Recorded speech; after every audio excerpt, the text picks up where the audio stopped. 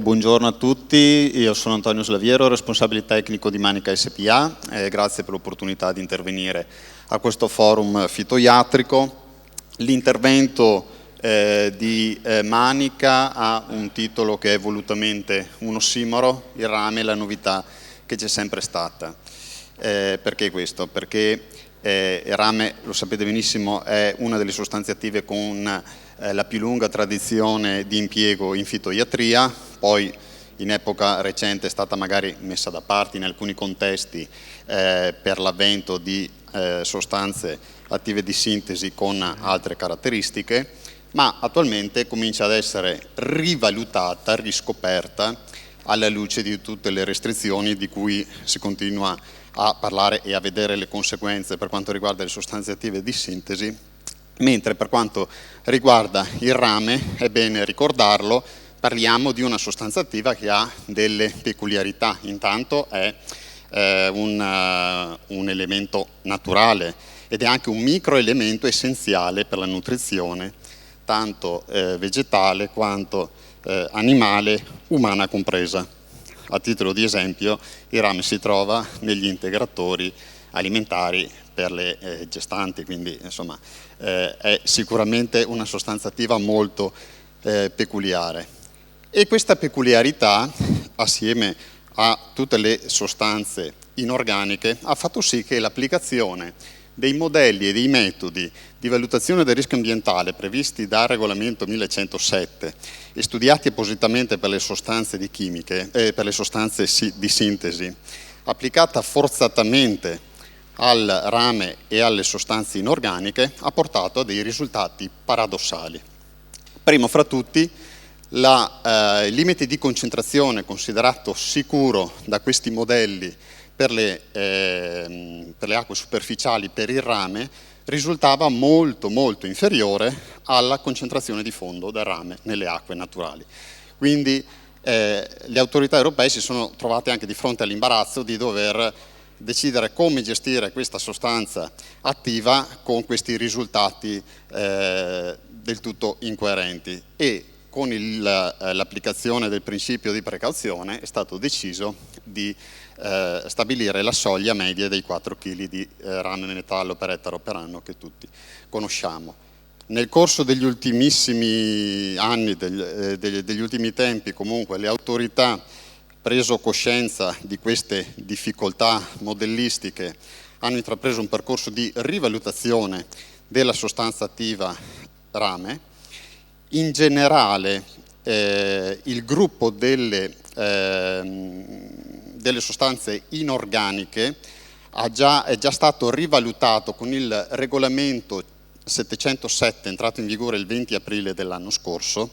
che le esenta esplicitamente dall'applicazione dei criteri di persistenza, bioaccumulo e tossicità, che sono quelli attualmente utilizzati per l'iscrizione delle sostanze attive nella lista dei candidati alla sostituzione.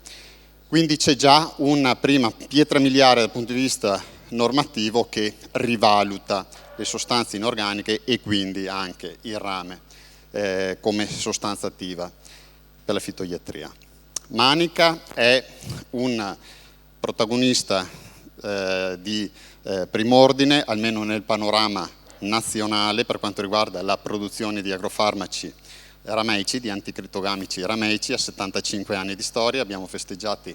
l'anno scorso, e propone quindi, alla luce di queste buone novità normative che ci sono per la sostanza attiva rame, di rivalutarne l'impiego durante tutto il ciclo della vite e di non relegarlo solo ai trattamenti di chiusura come ancora in alcuni contesti si fa. Sappiamo già da diversi anni che la difesa con il rame non si fa più tanto con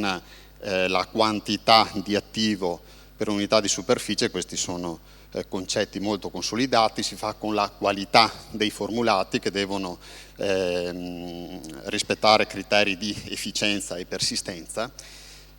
Manica ha una lunga tradizione di innovazione dei propri formulati rameici che hanno resistito a diversi decenni di storia, e ancora oggi riusciamo a ottenere nuove registrazioni e ad offrire nuovi prodotti all'utenza. ma oggi non parliamo di novità dell'ultimo grido, parliamo di prodotti che sono già consolidati, la poltiglia manica 20 VG e l'equivalente Flow, la Bordeaux Flow New, che già da diversi anni si utilizzano per la difesa dalla peronospora in viticoltura, e ribadisco, le etichette sono già predisposte per un utilizzo a 360 gradi su tutto il ciclo della vite. Nessuno impone che il rame deve essere utilizzato solo per i trattamenti di chiusura. Fra l'altro le etichette ben si prestano a una compilazione serena del quaderno di campagna, perché prevedono l'utilizzo della dose per ettolitro, prevedono un range molto ampio, soprattutto nel caso della Bordeaux Flow New, di formulato che può quindi essere adeguato in funzione della fase fenologica, della pressione della patologia. Non da ultimo, nel caso della Bordeaux Flow New abbiamo anche le minori restrizioni per quanto riguarda le zone buffer, già molto ridotte a inizio ciclo, per poi azzerarsi completamente nei trattamenti di chiusura. Una obiezione che si può, o un timore che può insorgere nell'impiego di rameci inizio ciclo, è quello che con le piogge primaverili, ammesso e non concesso che abbiamo delle dinamiche meteorologiche standard in primavera, si abbia un immediato dilavamento dell'attivo e che quindi l'efficacia sia compromessa. A parte che se l'etichetta ministeriale garantisce esplicitamente la possibilità dell'utilizzo a inizio ciclo in prefioritura, vuol dire che l'efficacia è comprovata, ma dobbiamo ricordare che i formulati che oggi Manica offre non sono più i formulati di 50-70 anni fa, sono formulati che hanno un contenuto tecnologico completamente diverso, elevatissima micronizzazione, quindi significa ottima copertura del tessuto vegetale. Chiaro che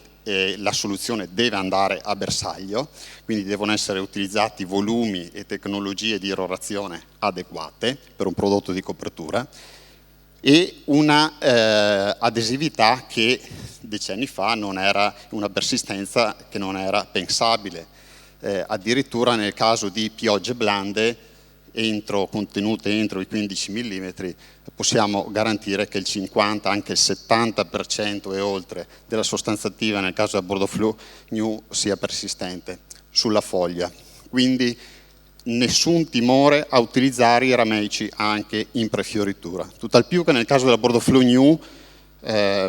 aspetto abbastanza inedito nel comparto delle poltiglie, abbiamo una reazione in acqua leggermente acida, tra il neutro e leggermente acido, quindi la Bordeaux Flow New è esente anche da quella prescrizione presente in taluni prodotti di incompatibilità con le poltiglie per il timore dell'incompatibilità per reazioni alcaline. Una prova su tutte, una sorta di stress test, questa è una prova registrativa effettuata da un centro di saggio l'anno scorso in Friuli, quindi un contesto decisamente sfidante per la peronospora, soprattutto nel caso in cui si cerchi di difendere per buona parte della stagione solo ed esclusivamente con un attivo, un singolo formulato rameico. Se volete, l'unico fattore che non è stato incluso in quanto a criticità per la peronospora è che non si tratta di una cultivar particolarmente vigorosa. Abbiamo impiegato la Bordeaux Flow New e il nostro idrossido per tutto il ciclo a cadenza settimanale, 50 grammi di rame metallo per ettolitro. La pluviometria del Friuli la conoscete, sapete che il Merlot segna su grappolo a fronte di un 70% di danno a metà luglio, pulizia quasi completa sulla Bordeaux Flow New e sul nostro idrossido. Concludo con l'invito, il messaggio a affidarsi comunque a prodotti registrati, a non cedere nella tentazione di ricorrere a concimi di importazione dove non c'è nessuna garanzia per quanto riguarda né la titolazione del rame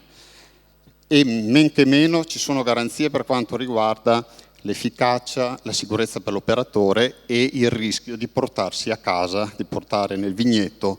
contaminazioni molto molto pericolose. Io ho concluso e vi ringrazio.